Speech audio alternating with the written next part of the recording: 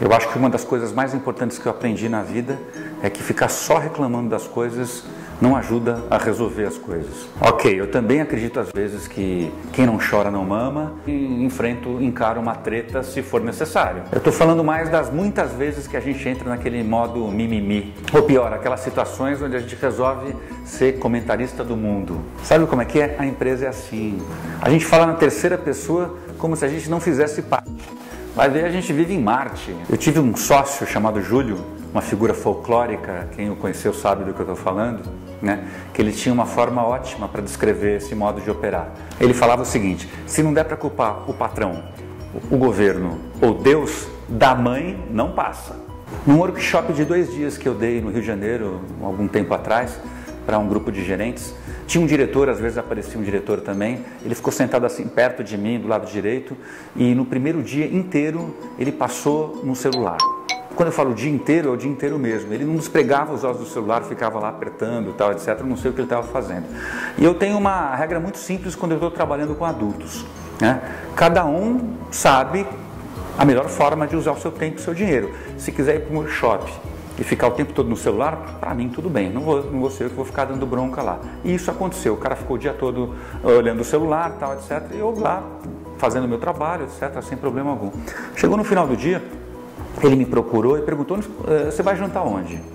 Eu falei: aqui no hotel mesmo, né? Acho que é mais simples e tal. Ele era de São Paulo também, a gente estava fazendo workshop no Rio. Ele falou: você não quer jantar comigo? Tem um japonês aqui pertinho, a gente pode ir lá e conversar. E eu, como adoro conversar e adoro comida japonesa, aceitei na hora. E ele passou o jantar inteiro falando, ou melhor, reclamando. Basicamente, ele reclamava da falta de autonomia, que as direções já vinham prontas da matriz e cabia a ele simplesmente colocar em prática. E aí, lá perto da sobremesa, ele acho que lembrou que eu estava lá e resolveu fazer uma pergunta para mim, a famosa pergunta: o que você acha? E eu, como bom consultor, o que eu fiz? Não respondi a pergunta dele, respondi com outra pergunta. De tudo o que você faz, quantos por cento você tem de autonomia? E ele me respondeu do modo anterior, né? Eu acredito que em 90% das coisas que eu faço, eu não tenho autonomia.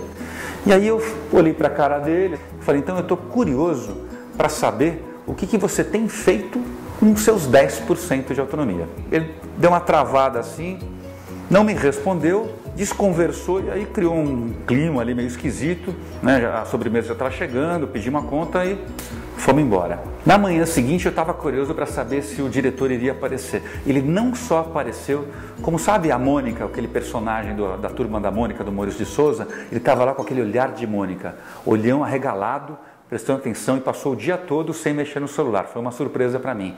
Mas a surpresa mesmo aconteceu alguns meses depois, em um outro workshop, quando eu encontrei uma pessoa que trabalhava com ele e falou assim: eu não sei o que aconteceu com o diretor, que depois do workshop ele resolveu mudar a reunião. Era uma reunião de gestão, onde ele era mais diretivo, ele resolveu fazer uma reunião mais dialógica, onde ele escutava as pessoas. E eu não sei o que ele pensou, o que ele refletiu sobre a provocação que a gente fez, mas eu sei que ele resolveu fazer algo com os 10% de autonomia que ele tinha. E você?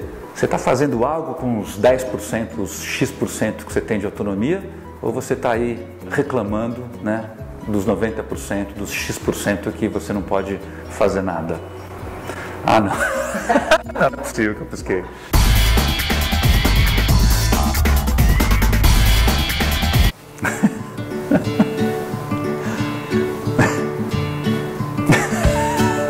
Não é possível isso.